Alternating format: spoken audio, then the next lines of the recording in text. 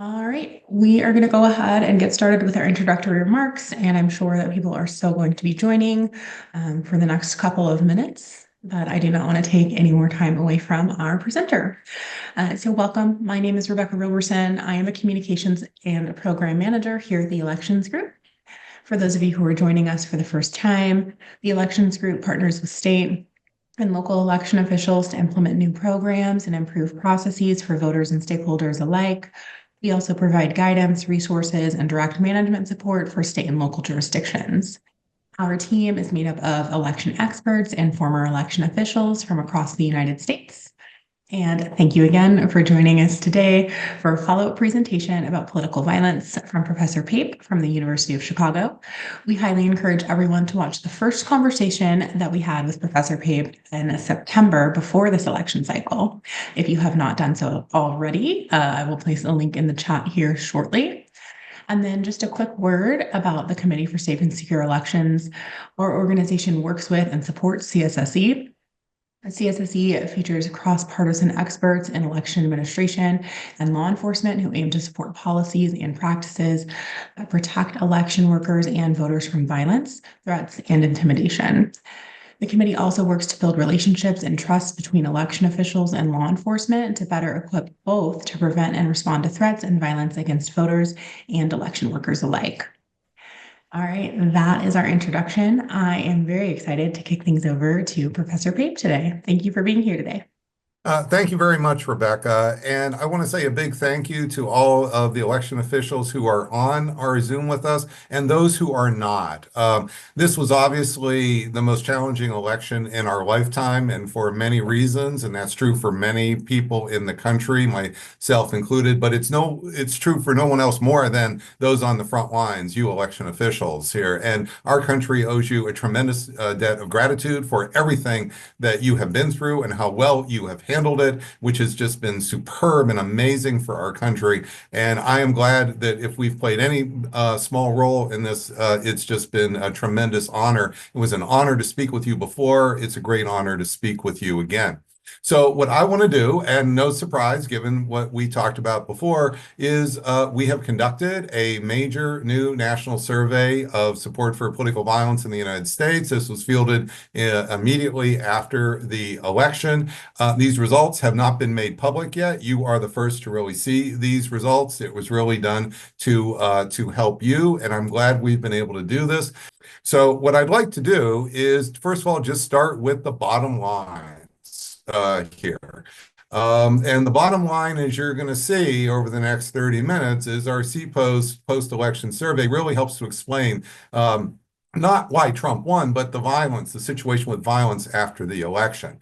And as you all know, rather than rising, there has been no significant political violence after the election.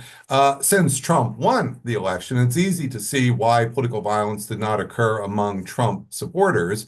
The real question we want to address, I want to address here today, is why we have not seen violence, political violence, among Harris supporters. And there are really three factors to this.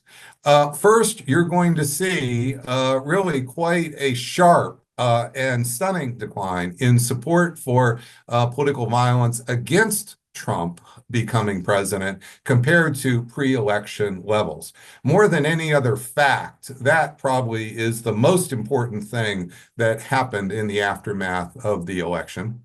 Why did that happen? There are really two reasons that are the most likely for why that happened.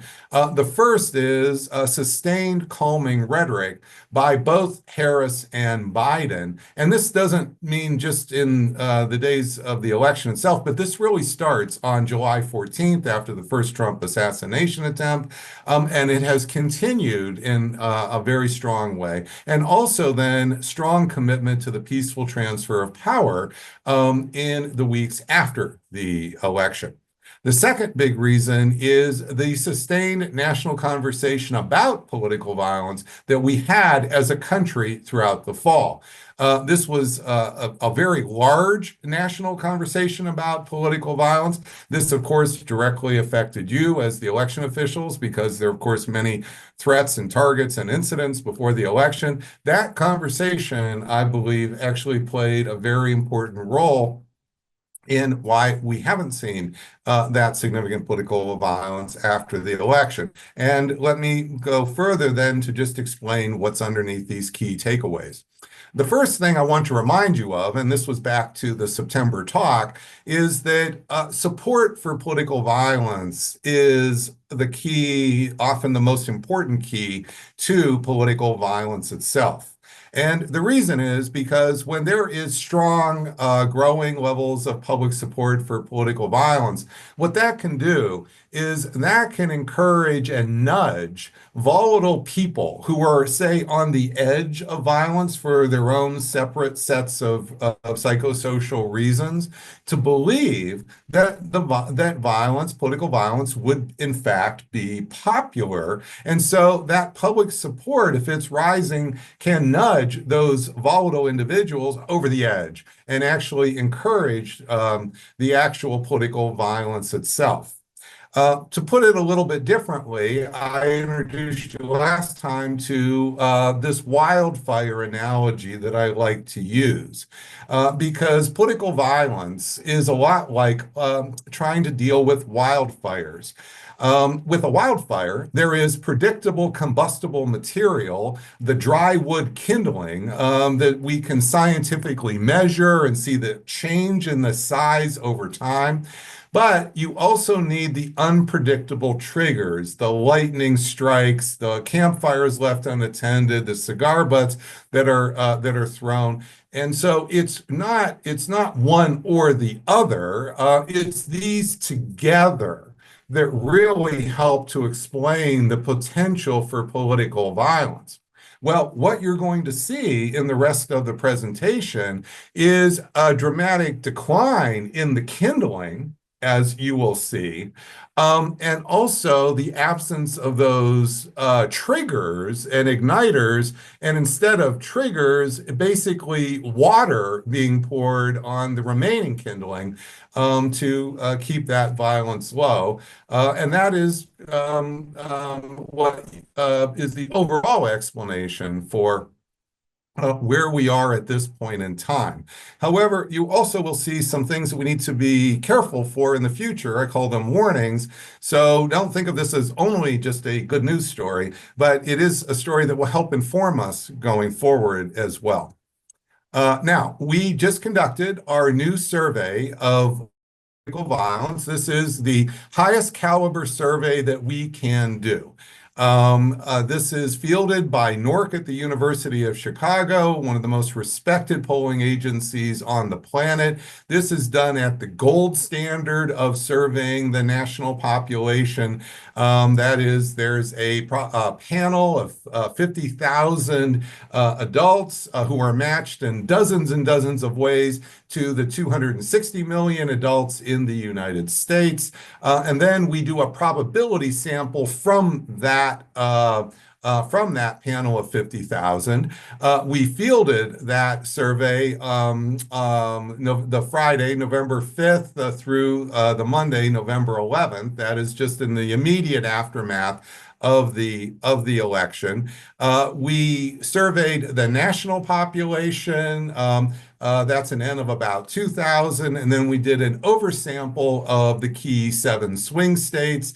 And altogether, that's a survey of over 4,000, which allows us to have really quite an impressive margin of error of 2.2%. So this is really the gold standard of how you could do this. The other thing I just want to point out is Although, of course, we have some new questions for the specific election, we also ask consistent questions over time, and this allows for consistent measurement so that we can really end up with answers to help explain change as well. And as I mentioned before, we've done 12 quarterly surveys on political violence at CPOS since the summer of 2021, and you'll see how we put all of this material to good use to understand even better and have a deep understanding of where we are today and then what might matter for the future. The most important finding, I just want to get right up front, is that sharp decline in support for violence against Trump. We ask a question, and we've done this since June of 2023. Do you agree, disagree that the use of force is justified to prevent Donald Trump from being president? And we've asked that consistently over this period of time. And what you see here quite clearly is that with the November election, there's an unmistakable, beyond margin of error drop in that relatively high number, I would point out, really unmistakable for the very first time. But it also paints a pattern, as you can see, that the real peak here was just before the first Trump assassination attempt. And then there is a decline. That decline is technically within the margin of error at that point. But then you have a further decline. So overall, there's an unmistakable sharp decline that looks completely different than the pattern in the whole year prior to that point. And so this really allows us to then to zero in. And so when I say that the kindling has declined for that political violence, let's call it, that's against Trump being president, this is what I mean by the kindling is substantially smaller. And you can see that downward trajectory here. But let's kind of peel this a little bit more.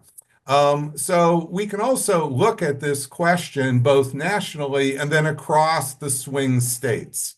And when we do that, we see, again, very consistent patterns. Yes, there are some differences here, again, pretty close to within the margin of error, almost completely here. But the overall picture here is this is really quite consistent. And this is something that we can then we were able to do with this particular survey, is not just to look for the country as a whole, but then to look at the key, some of the key states here and really see, are we seeing different patterns, or is this essentially a national pattern that is repeating itself over and over at the local level, or at least at the level of state? And that is what we are seeing here and what we're able to say. We also were able to ask questions here about things related directly to the confidence in the election. And so what we found here and what we can see quite clearly is that for that remaining group who still support violence against Trump, its confidence in the election is playing a particular role. And so we asked the question, agree, disagree. I'm not confident that the 2024 vote will be accurately counted. And keep in mind, this is about a week after the election. And you can see that a vast majority of the country is highly confident, but there's still some who are not. And that if you're not confident, that increases the risk of supporting violence against Trump over 4 times. So this is really quite a significant risk factor, and why overall confidence in the election here really matters both in the short term and going forward. Now, we also were able to add additional questions to test the robustness of these findings because we don't want to simply rely on one single question in a survey. We like robustness because, of course, that checks for whether or not we're getting random box checking and so forth, or other problems within the survey methodology itself that are driving the outcome. And here, that's not the case. So we ask a question, agree, disagree, the 2024 election outcome is not legitimate. And again, you see almost exactly the same split, heavily agree that it's legitimate, but there are some who don't think it's legitimate. And that again is equating to over 4 times the risk of supporting that violence against Trump or political violence here. It increases by 4 times, which gives us even more confidence that this factor really matters. Now, you might say, well, as election officials, we all know that. That's why we got in the business, because we're trying to do that. And there's no doubt that you're on the scene, being on the front lines matters. But this gives us really the data, the empirical support to say that judgment is completely valid and critical. And that is important going forward. So it's not just simply the judgment of people, but we actually have now the systematic and the best data to actually validate that idea. Now, we also, because we ask questions again over time, we're also able to see whether or not that confidence in the election changed after Trump won, because we were also asking this question in September. And what you can see is that overall confidence that the election would be accurately counted did increase. And where it really increased the most, though I would just hasten to point out, is it increased with the winners. It increased with the Republicans, who are by far the lowest before the election, and then jumped the most after the election, after, of course, the Republican candidate won. And that's very important as we go forward to understand a little bit more the details of how this ebb and flow of confidence in election is occurring, and occurring across party, not just across states, and not just in aggregate levels. And I'll mention more about this as the end. Now, why are these happening? Why is this decline happening? And I want to call your attention to 2 factors that I think are the most important. And again, we're trying to explain why no political violence among the Harris supporters who lost the election.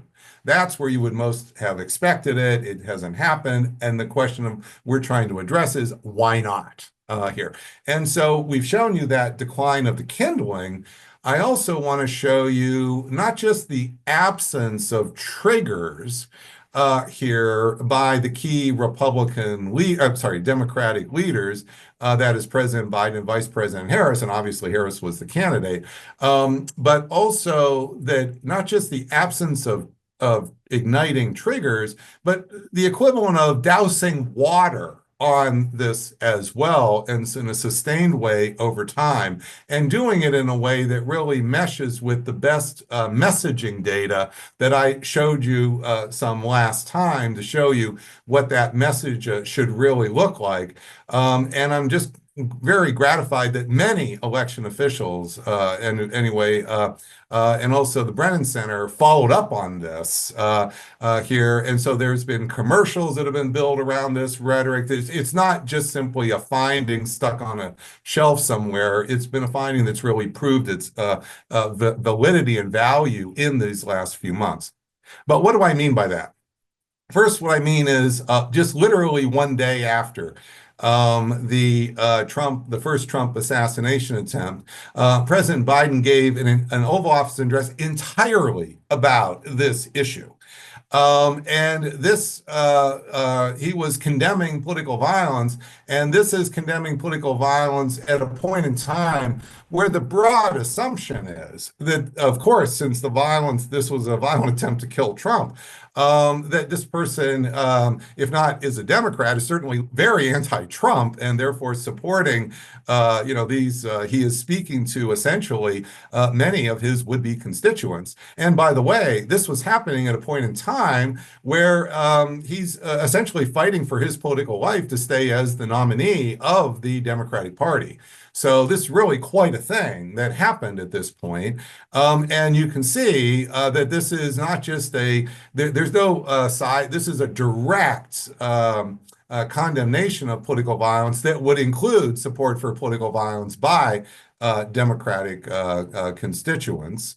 And then after the second, and this doesn't, and by the way, this was not just a one-off. That entire week after the first Trump assassination attempt, that the Democratic campaign for the president pulled off all its advertising. So they made a real point here that they were going to stand against this this outcome. And then after the second Trump assassination attempt, Kamala Harris, who had spoken out before, but does something really quite prominent, and this is in one of the most prominent media exposure that she had with the National Association of Black Journalists in Philadelphia, just a few days after, it's literally the day after the second Trump assassination attempt, she reveals this personal phone call she had with Donald Trump himself, and she is then directly condemning political violence here. This is something that she also did in her rally. So this is, again, these are not just one-offs, these are sustained, and these are very important given where there's some of the energy we were really worried about was coming from. Now, also, after the election, you see immediate statements here. Against any potential political violence and in favor of the transfer of power. And also then even going further with actual actions. Again, phone calls of concession. And one of the most important things that happened several weeks after the election itself is this famous handshake here with Donald Trump and President Biden. And I'm sure many here listening will recall this was incredibly controversial. And President Biden thought it was so important to make a commitment to the peaceful transfer of power that he in fact did this, and he did this in an incredibly prominent way where this would go viral. This would make a big point. And so this is something that, again, was very controversial. A lot of Democrats very angry at Biden for doing this. But at the same time, in terms of actually moving toward a peaceful transfer of power and pouring water on that smoldering set of kindling that's remaining, these are really quite important acts. Now, why do I say they're quite important acts? Because what these calming statements are doing over and over and over again is they are, and this is what I told you in September, the goal here with the statements is to channel anger away from violence and toward voting. Now, after the election, it's toward the next election. But the idea is to channel it away from violence and toward voting. So there's some place for that anger to go. And then the specific message, which you can see here that we field tested. Again, Reset was very, very helpful here in this over a year ago. What we specifically tested, which is very, very much in use by all these different leaders and groups that I mentioned here, is just a very simple message.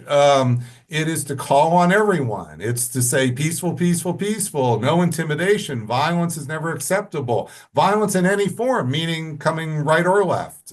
It's illegal, immoral, anti-American. The ballot box is the right way. So this language has now been used, and it's being used commonly. And it is what we found in our messaging study. It is just simply the best to lower the temperature here. And you see that it's been put to good use. Now, there's a second element, though, that I want to call attention to, which is in addition to those statements, and those statements help to fuel this. We had for months a major national conversation about the problem of political violence in America, and I believe that major national conversation had a very important effect also in dampening support for political violence.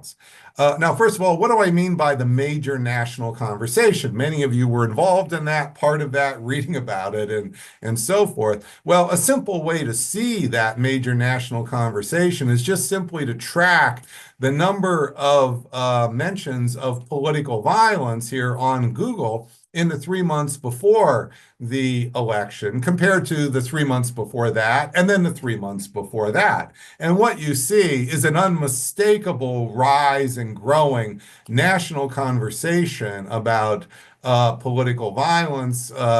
There were the New York Times, which actually had not been that much interested in covering this. I know because I spoke to their editorial board a year and a half ago about this. They themselves got very much involved in this, and that's very important if you're trying to lower the possibility of political violence on from the left. And so you can see that clearly happened. Now, why would this have a dampening effect, though, you might ask yourself? And the reason that national conversation matters is because the vast majority of Americans abhor political violence. And this national conversation allows us to lean in to that, you'll see, vast majority, to have them effectively help us prevent political violence and dampen that kindling and reduce that kindling.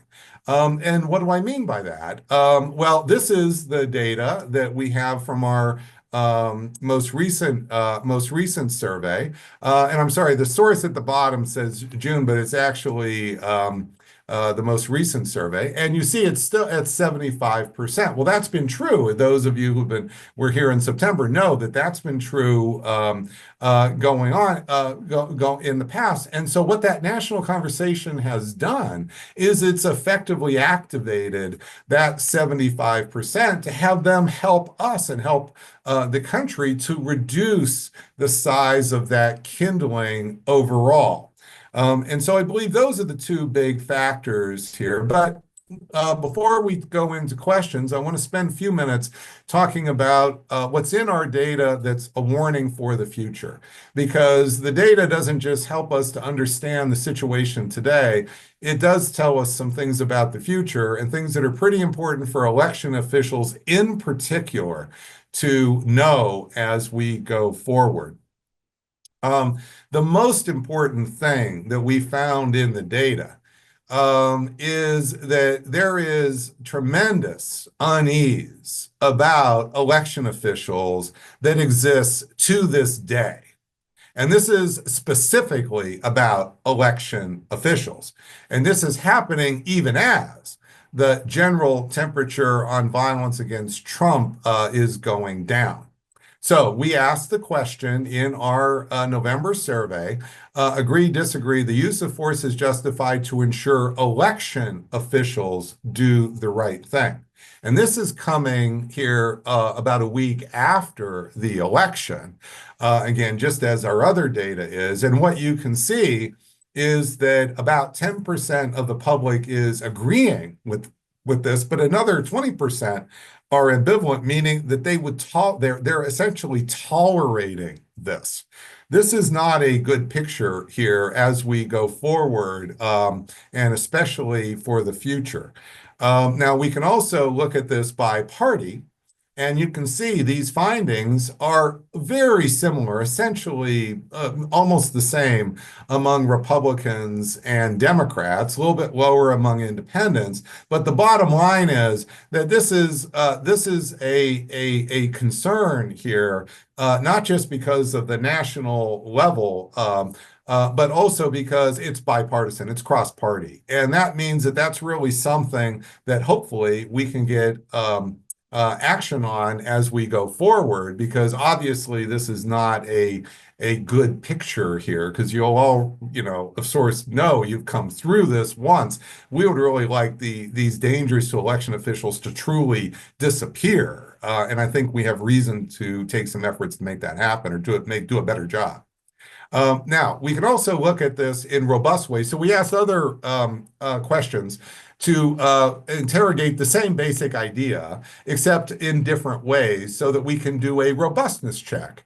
And what we did is we asked agree, disagree. I would not anonymously report to the FBI a coworker whom I know is planning to violently disrupt the counting of the votes or the certification of the presidential election. And you get almost the same results here. So it's a very similar picture. Again, this helps us to see that it's a robust finding. It's not simply a one-off isolated set of findings. We also can see this again across parties.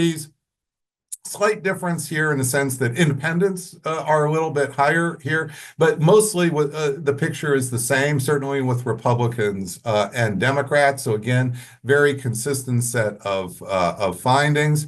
And then we can also, again, as a robustness check, we can ask the question, agree, disagree. I would attend a protest against an election unfair to my preferred presidential candidate, even if it might turn violent. Here, this actually, you get a slightly smaller number, but nonetheless, you get a consistent picture here, both for the country as a whole and then across parties. And this is important, again, as a robustness check, so that we have real reason to be concerned about how the public is really thinking about election officials even after this election, and it is remains a concerning picture, I'm sorry to say. Now, what does that mean in terms of going forward? What that means is that we should be happy that the election violence has not been significant here so far after this election. And there's a good chance that will likely remain so here as we get into December. So I think the big recommendations are, as we get into 2025 and 2026, I think the main recommendation, what this really harkens for, is a major cross-state national effort to build confidence and improve national perceptions of the legitimacy of future elections, particularly as we head into the midterms in November 2026.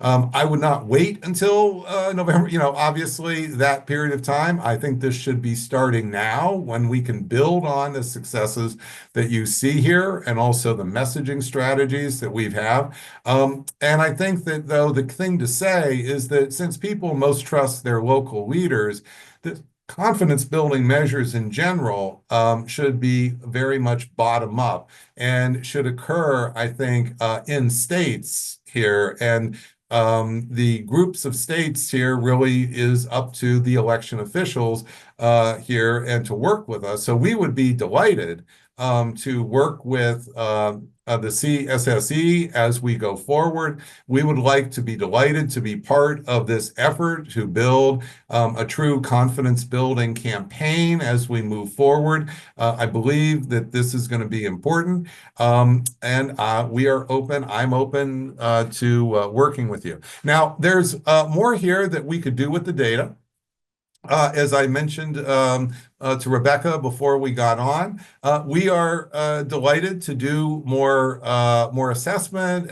We really would need sort of your guidance, and we need to hear from you what you would really find the most helpful. And that's been true every time we've worked with other frontline leaders in our country. That feedback isn't just kind of tangential interest to us. It really helps us all the way through This would help us to make the work even better. So I do hope that there'll be an opportunity either in that survey or just directly by emailing me that we'll be able to follow up and hear how we could make this better. Because unfortunately, I think we're going to need work like this over the next several years. And so my contact information again, which I left you with last time, I just want to stop the presentation with this. So if you'll please just send me an email here. We will try to help you do your unbelievably important work for our country as well as it can possibly be done and as safely as it can possibly be done. I just want to say thank you again to everyone for joining us today. Thank you so much, Professor Pape. This was a great presentation and a great follow-up to your conversation that you had in September with us. All of the resources that we mentioned in today's discussion have also been placed into the chat. So be sure to click on those links before you log out of the Zoom today. And as always, our inbox is open if you all have any additional questions, and please email us at support@electionsgroup.com. Thank you, everyone, and we will see you next time.